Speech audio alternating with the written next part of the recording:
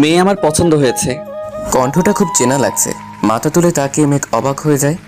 কাব্য যাকে 3 বছর আগে ছেড়ে এসেছে, যে তাকে নিজের থেকেও বেশি ভালোবাসে, কিন্তু এই সম্পর্কের কোনো ভবিষ্যৎ নেই বলে কাব্যকে ছেড়ে আসে মেঘ। আজ কাব্য তার সামনে বিয়ের পাত্র হয়ে বসে আছে। কাব্য একভাবে তাকিয়ে আছে, কিন্তু কাব্য এই অবস্থানে এলো কিভাবে? খুব দরিদ্র পরিবার থেকে এই অবস্থায় কিভাবে? মেঘ একভাবে তাকিয়ে আছে কাব্যের দিকে। কাব্য নিচের দিকে তাকিয়ে আছে। আলহামদুলিল্লাহ, তাহলে বিয়ের একটা দিন ঠিক করি। আজই বিয়া? এই কথা শুনে সবাই তো অবাক। আজই? কিন্তু কেন? দেখুন, আমি নতুন একটা প্রজেক্টে কাজ শুরু করব, তাই এরপর আমি ছুটি পাবো না, তাই বলছি আজই, যদি আপনাদের আপত্তি না থাকে। কাব্যের বাবা আর মেঘের বাবা দুজন খুব ভালোই ঘনিষ্ঠ বন্ধু হয়ে গেছে, তাই এই সিদ্ধান্তে তাদের আপত্তি নেই। মেঘ অবাক হয়ে বসে থাকে। সন্ধ্যার মধ্যে বিয়ের কাজ শেষ করে মেঘকে নিয়ে আসা হয়। রাত 11টা বাজে। বাসর ঘরে বউ সেজে বসে আছে মেঘ। কিছুক্ষণ পর কাব্য রুমে এসে দরজা লাগিয়ে দেয়। কাব্য এসে মেঘের কাছে বসে। বাহ, আজও তুমি ঠিক আগের মতোই সুন্দরী। কাব্য, তুমি কিভাবে মানে? পরিবারের শেষ সম্বল দিয়ে একটা ব্যবসা শুরু করেছিলাম, যা হঠাৎই দাঁড়িয়ে যায়। হ্যাঁ, অনেক কষ্ট করতে হয়েছে। শুনে খুশি হলাম। দেখলে আমার ভাগ্য আমাদের এক করেই দিল। সেটাই। যা বলছিলাম, আজও তুমি আগের মতোই সুন্দরী আছো। আর আর কি? আজও তুমি ভালোবাসার যোগ্য নও। মানে? কিছু না। আজও ভালোবাসো? না। তাহলে বিয়ে? কাব্য হেসে উঠে দাঁড়ায়।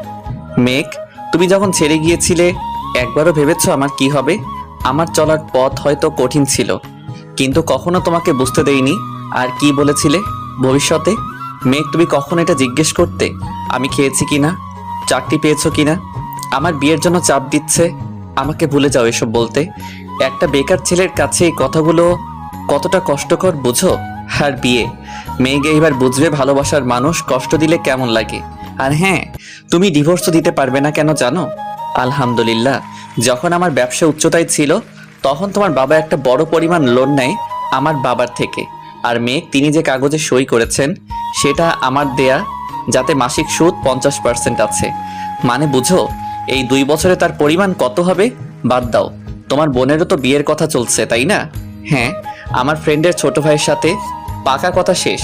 আচ্ছা, কেমন হবে যদি বিয়েটা ভেঙে যায়? আর সবাই যখন জানবে বিয়েটা ভেঙে গেছে মেয়ের বড় বোনের জন্য, কেমন হবে মেঘ? ইস, তোর আমার কথা মতো চলা ছাড়া কোনো উপায় নেই তোমার।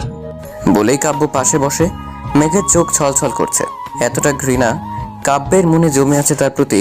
মেঘের দিকে তাকিয়ে কাব্য চোখ নামিয়ে ফেলে। নামো। কি? বিছানা থেকে নামো। কেন? তোমার সাথে এক বিছানায় ঘুমানো অসম্ভব। যাও ফ্লোরে ঘুমাও। কাব্য, নামো। ধমক খেয়ে কেঁদেই দেয় মেঘ। কাব্য বিরক্ত হয়ে একটা কাঁথার বালিশ ফ্লোরে ছুঁড়ে মারে। তারপর এসে মেঘের হাত ধরে টান দিয়ে বিছানা থেকে ফ্লোরে নামিয়ে দেয়। মেঘ কেঁদেই যাচ্ছে। কাব্য বিছানায় শুয়ে পড়ে। মেঘ কেঁদেই যাচ্ছে। কাব্য বিরক্ত হয়ে উল্টো দিকে ফিরে শুয়ে পড়ে। মেঘ বুঝতেই পারছে না কাব্য এসব কেন করছে। মেঘ শুয়ে পড়ে। কান্না থামছেই না। বালিশে মুখ চেপে কান্না করছে মেঘ। হঠাৎ কাব্য উঠে বসে বলে, এসব নাটক বন্ধ করে আমাকে ঘুমাতে দিন। ধমক খেয়ে মেঘ চুপসে যায়। কাব্য শুয়ে পড়ে। কাব্য আবার উঠে বারান্দায় চলে যায়। সেখানে গিয়ে চেয়ারে বসে মাথা নামিয়ে ঘুমানোর চেষ্টা করছে। মেঘ কাব্যের দিকে তাকিয়ে আছে। এই ছেলে কাব্য না। কাব্য এমন ছিল না। মেঘকে কষ্ট দিতে পারে না কাব্য। ভাবতে ভাবতে মেঘ ঘুমিয়ে পড়ে। সকালে পানির ঝাপটায় মেঘের ঘুম ভেঙে যায়। কাব্য দাঁড়িয়ে আছে পানির গ্লাস নিয়ে। আর কত ঘুমাবেন? উঠুন। মেঘ কিছু না বলে বেরিয়ে যায়। কাব্য রেডি হয়ে বেরিয়ে যায় রুম থেকে। মেঘ এরই মধ্যে নাস্তা বানিয়ে টেবিলে দেয়। কাব্য না খেয়ে বের হবে তখনই, কাব্য, নাস্তা খেয়ে যা। না মা, ওটা খাবার যোগ্য না। ওই নাস্তার কোনো ভবিষ্যৎ নেই। বলেই কাব্য বেরিয়ে যায়। মেঘ চুপ করে দাঁড়িয়ে থাকে। তার মনে হচ্ছে সারা জীবন এই অত্যাচার সহ্য করেই থাকতে হবে, কিন্তু কাব্য কি শুধু প্রতিশোধের জন্যই তাকে বিয়ে করেছে? রান্নার দিকে তাকে আনমনা হয়ে দাঁড়িয়ে আছে মেঘ। অপলক দৃষ্টি যেন খুঁজে যাচ্ছে তার আপন বস্তু। চোখ ছলছল করছে এখনো, তবে তা চাপা দিয়ে আছে মেঘ। হঠাৎ কাঁধে কারো হাত পড়তেই আটকে উঠে মেঘ। ঘুরে তাকিয়ে দেখে কাব্যের মা দাঁড়িয়ে আছে। জি মা, কিছু লাগবে? তুমি ঠিক আছো মা? হ্যাঁ মা, কেন? কিছু হয়েছে?